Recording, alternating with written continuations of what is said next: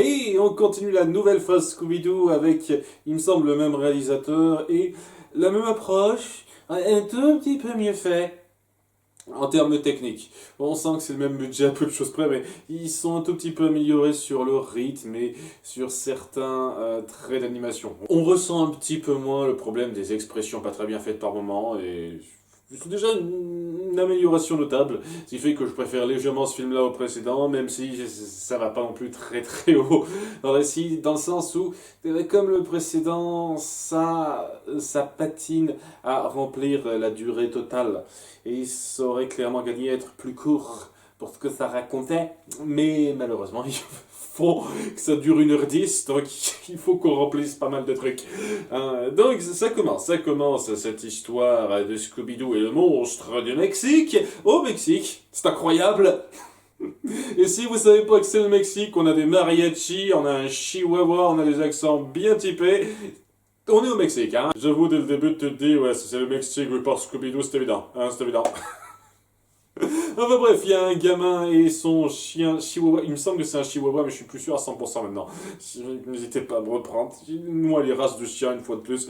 Il y a un garçon et son chien qui se mettent à part et tombent sur un monstre énorme, mystérieux. Il y a son père qui arrive et qui dit: ah mon Dieu, c'est un chupacabra!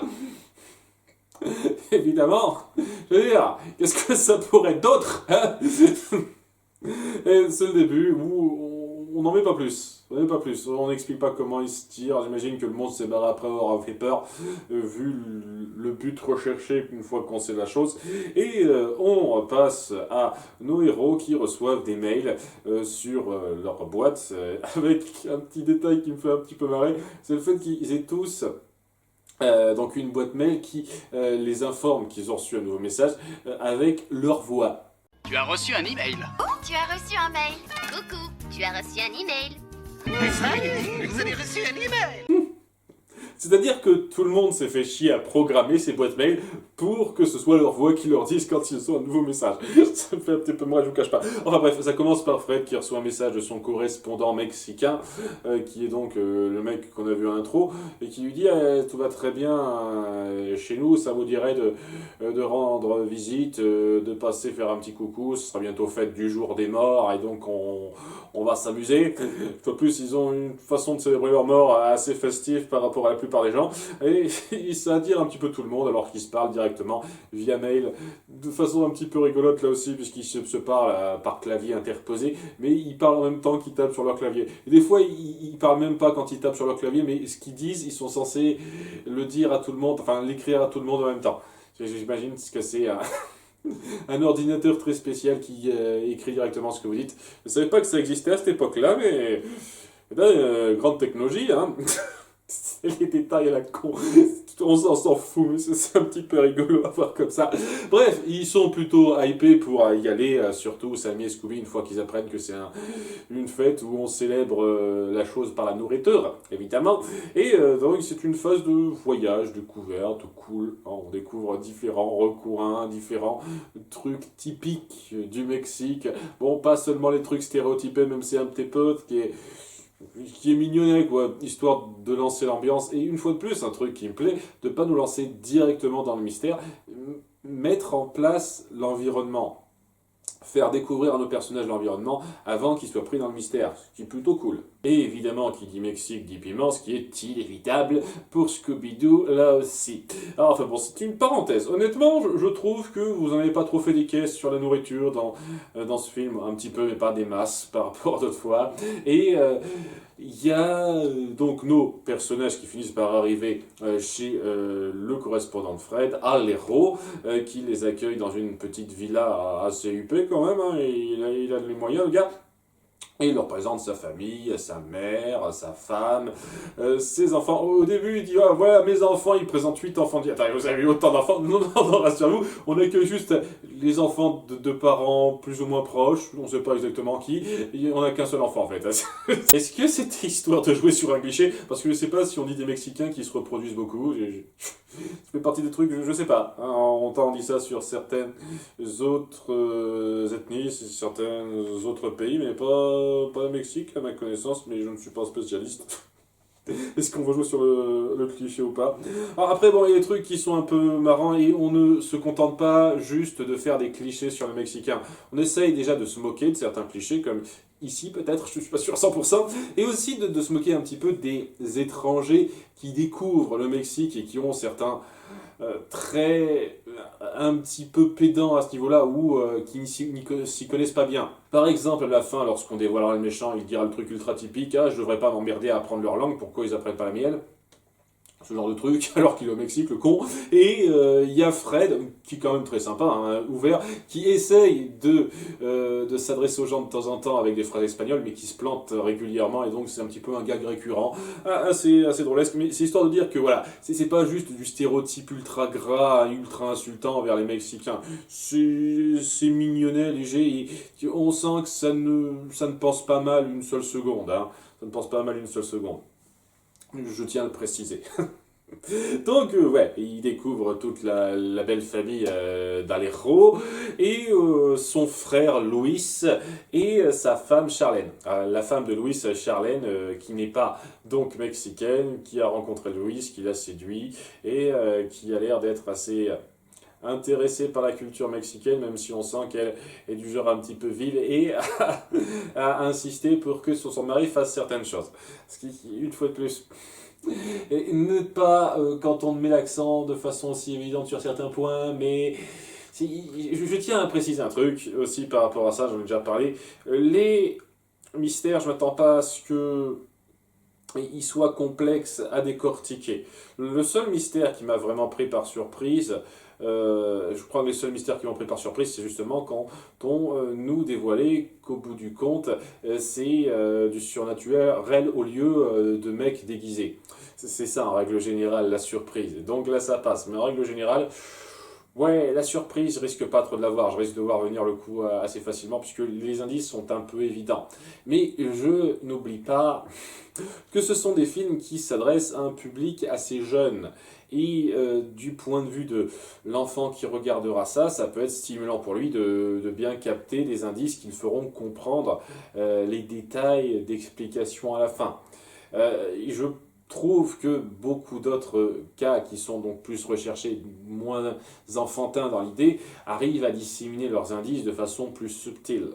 Mais là, il va y avoir des indices qui sont assez évidents, qui pointeront assez facilement le coupable. Hein, je pense que c'est à peu près clair là, qui est en partie coupable, parce qu'il n'y a pas qu'une seule personne, il y en a deux, hein, je dis tout de suite, mais ouais, hein, j'ai tout de suite venir ce rebondissement-là. Alors qu'on montre aussi un autre potentiel suspect, un espèce d'homme d'affaires qui a proposé au père de Luis et Alejo de racheter l'affaire familiale, mais non, ces terres sont importantes, on les garde, et ça va être le truc principal qui va être un petit peu gênant, hein, les motivations, on en reviendra plus tard. Donc il y a ce gars quoi, qui a 3 minutes d'apparition totale dans le film, et encore, je pense que j'exagère, ça doit être encore moins que ça, et qui aura pas beaucoup d'accent mis dessus. Et un autre gars, un peu plus tard, qui sera de la même veine, qui essaiera d'implanter ces parcs d'attractions qu'il y avait déjà aux États-Unis, au Mexique, hein, parce que bon, le mec de départ il s'appelle Fuerte, c'est un Mexicain, alors que l'autre c'est vraiment un Américain qui essaie de s'implanter, et ouais, tu vois un petit peu le côté entrepreneurial, je veux acheter ces terres pour pouvoir poser mes différents coins pour vendre et me faire du pognon. Motivation vue et revue. Bon, ce petit moment étant présenté, je n'ai pas parlé aussi, mais donc il y a la chienne qu'on a vue au tout début, envers laquelle Scooby-Doo a un petit béguin, ça va pas très loin, on joue un tout petit peu de façon mignonnette sur ces deux-là, mais à peine.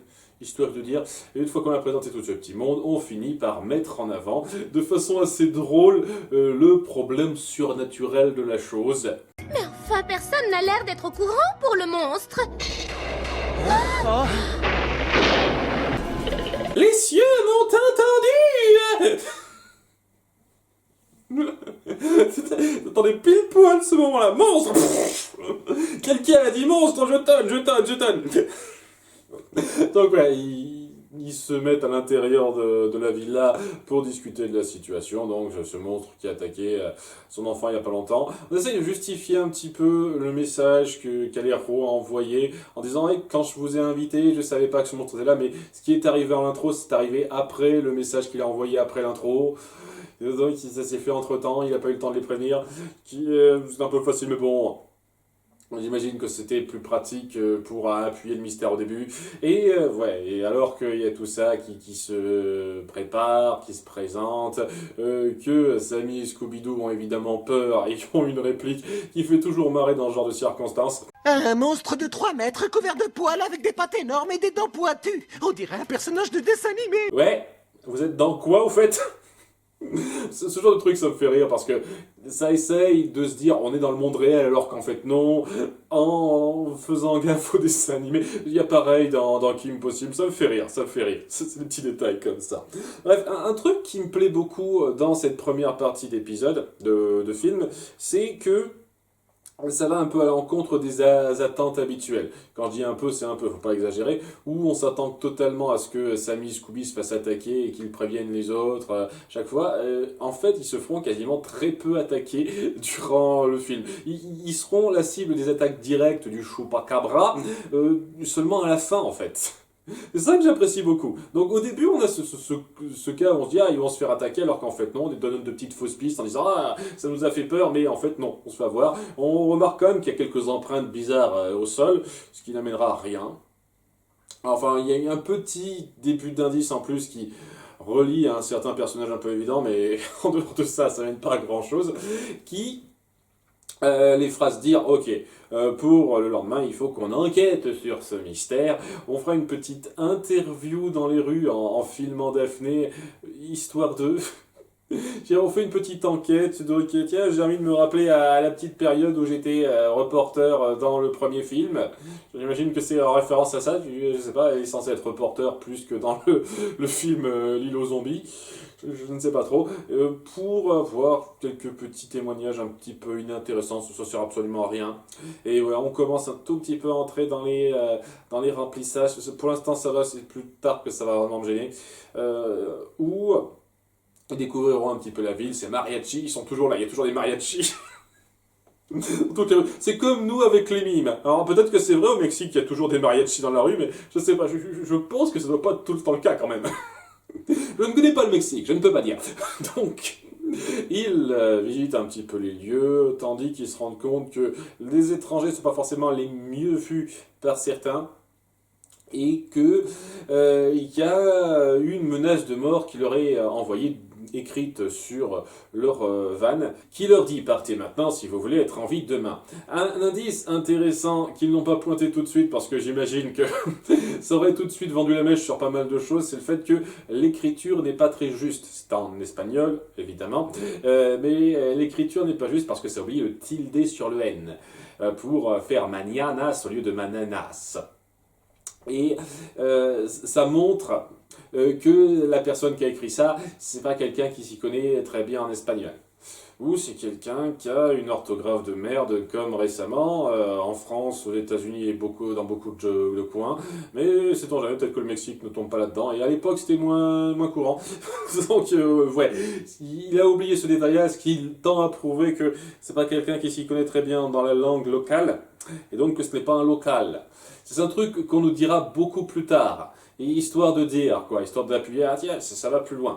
Donc, il y a cette réflexion qu'on laisse faire au spectateur de se dire si je connais un peu l'espagnol, c'est un petit peu bizarre ça. Enfin bref, une fois que cette menace de mort est faite et que Sammy et Scooby ont un petit peu peur, ils sont évidemment un petit peu encouragés par des Scooby-Biscuits parce que c'est tout ce qui les porte, et on décide de se séparer en 3 groupes, ce coup-ci, c'est-à-dire les 2 mêmes groupes que d'habitude, et Alero et son frère Louis qui font partie de la bande, qui suivent un petit peu le coin de nuit, donc pour visiter différents coins. Et un truc, une fois de plus, qui m'a fait plaisir, parce qu'on change un petit peu de la formule à cet égard-là, le monstre n'attaque pas Sammy et Scooby. Sammy et Scooby sont dans leur coin, ils disent oui, on va enquêter dans ce coin, on va juste rester dans le van en fait, hein. Ils vont pas bouger, et en étant dans le van, ils remarqueront pas que quelqu'un s'est approché pour faire couler le liquide de frein, pour enlever le liquide de frein de façon à ce que ce soit un petit peu problématique à conduire quand ils essaieront de reprendre le volant. Ce sur quoi on jouera à peine, je trouve ça un peu dommage, vous auriez pu un tout petit peu plus jongler là-dessus, mais ça va juste être utile pour sauver les autres, parce qu'à côté, on va avoir plus de temps loué à Fred et compagnie, et à l'héros et son frère. Ce qui est, je vous cache pas, rafraîchissant, parce que c'est toujours Sammy et Scooby sur lesquels on se centre majoritairement, et je sais que Scooby-Doo, c'est le nom de la franchise, donc évidemment, on va peut-être avoir plus tendance à se centrer sur Scooby-Doo, mais de temps en temps, passer un peu plus de temps sur les autres, c'est pas mal dans cette configuration de groupe, et donc c'est plus réparti, ça fait plaisir.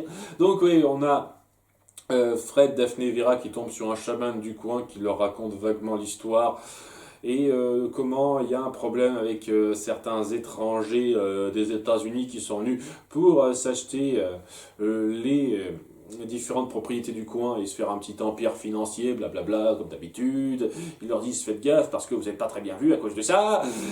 Et de leur côté, il y aura Alejandro et Luis qui tomberont sur le monstre. C'est même pas nos héros principaux qui tombent sur le monstre pour commencer, c'est les deux Mexicains qui les accompagnent, les deux personnages du film uniquement, avec une petite interjection qui m'a un petit peu fait marrer, je vous cache pas. Ah, escucha, écoute. Pourquoi tu le précises, Luis? Je parle très bien espagnol, tu t'es pris pour Dora l'exploratrice? Ok, merci. Allons-y, vayamos! Donc voilà, ils sont attaqués par le monstre.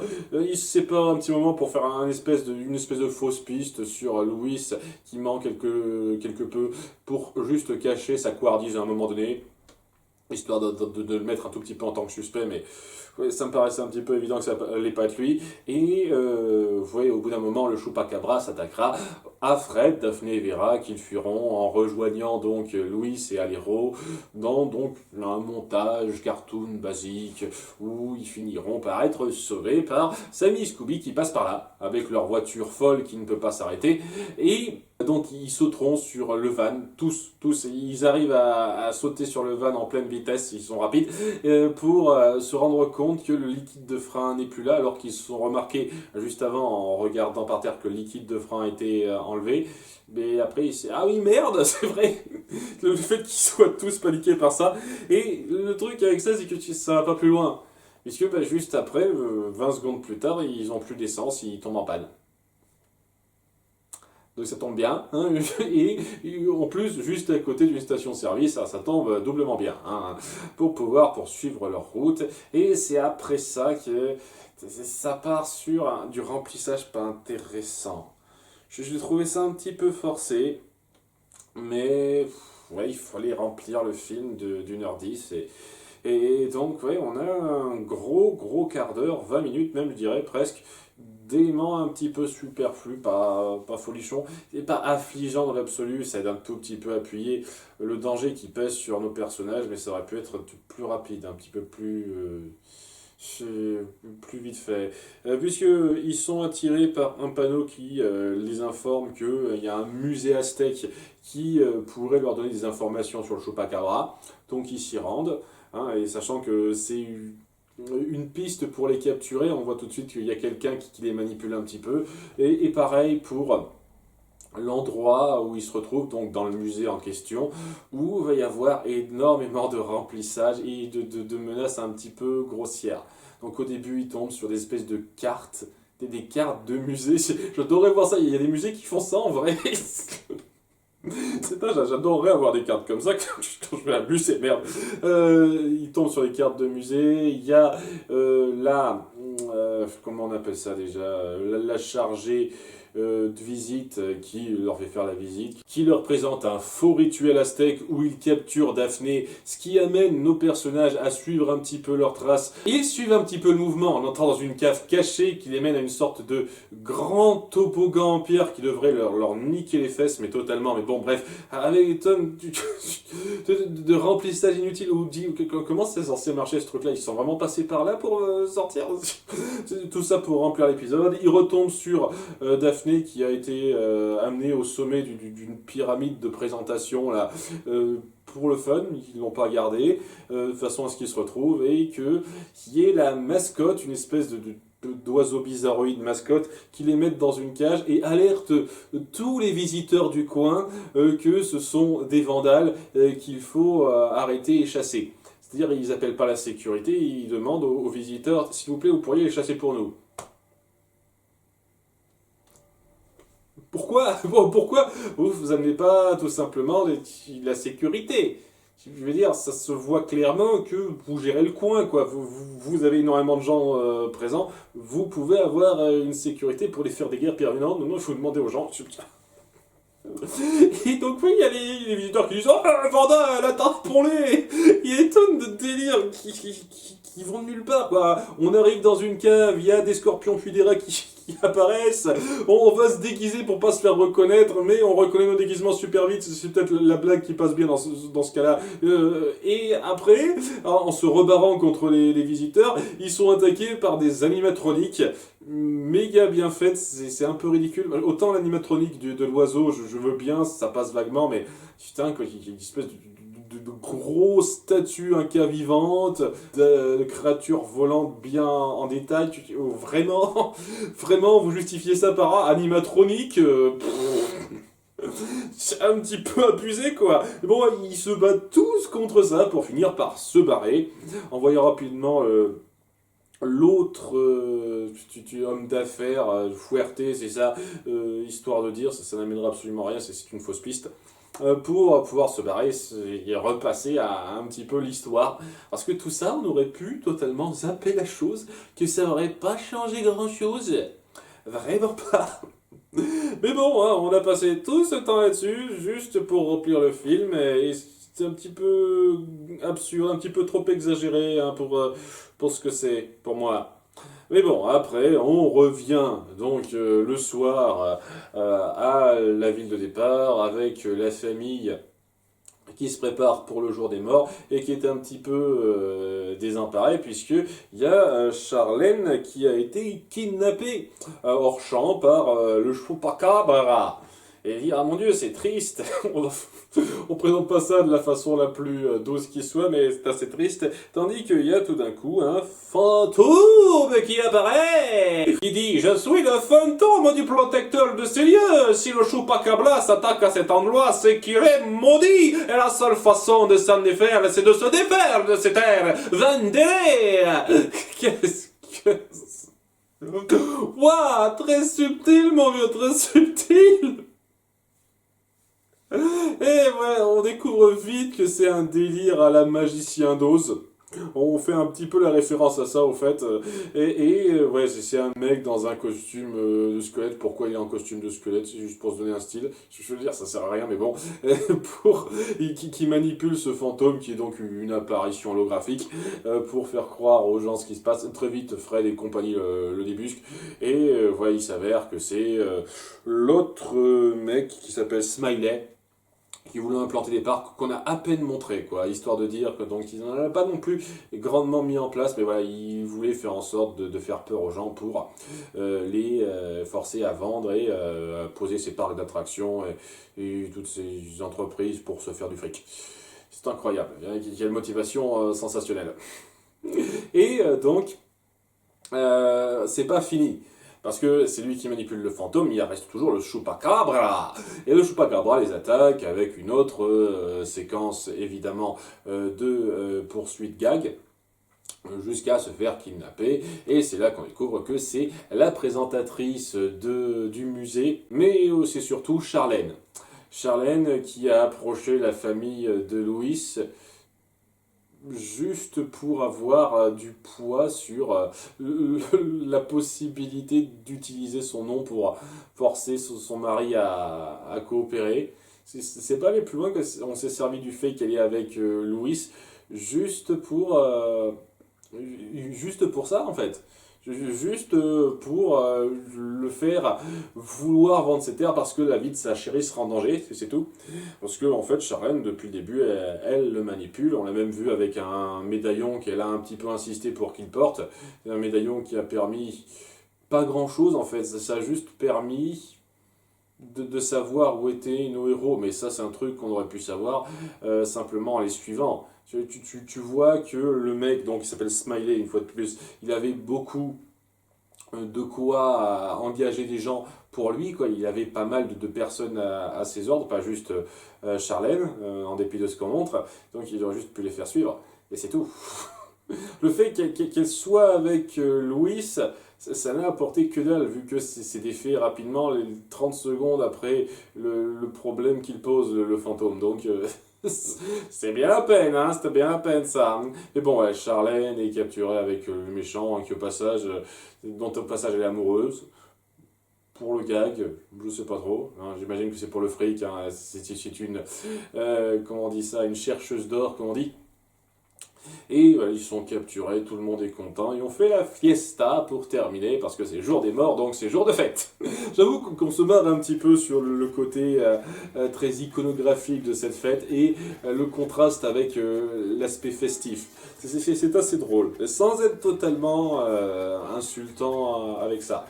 J'avoue, une fois de plus, que même si ça part sur quelques stéréotypes, clichés, c'est pas non plus de l'insensible. Ça essaie quand même de rendre un hommage vaguement acceptable à l'endroit sans juste mettre ça dans la boue, quoi. Mais bon, hein, c'est là que ça se termine et ça allait, ça allait. Je pense que ça aurait été une bonne petite aventure sympathique s'il n'y avait pas eu ces problèmes, une fois de plus, de remplissage, de temps perdu, comme dans le film précédent. Mais contrairement au film précédent, je trouve que ça a été un tout petit peu moins gênant, cette partie-là. Et ouais, j'aurais pas été contre des motivations un petit peu moins rentre-dedans, faciles, mais... Une fois de plus, il faut que je m'attende à ça de la part de beaucoup de films Scooby-Doo. Il ne va pas y avoir des motivations sensationnelles. Hein. C'est pas quelqu'un qui veut se venger parce que un proche est mort de la faute du gars ou parce qu'il a des motivations ultra complexes, évidemment. Hein, c'est comme le cas précédent. Ici, c'est juste une motivation à titre personnel, vraiment personnel, que je trouve c'est un peu saoulante de voir, mais je suis pas non plus à les gueuler trop. Hein. Donc, c'était à peu près correct. Un 11 sur 20, je dirais.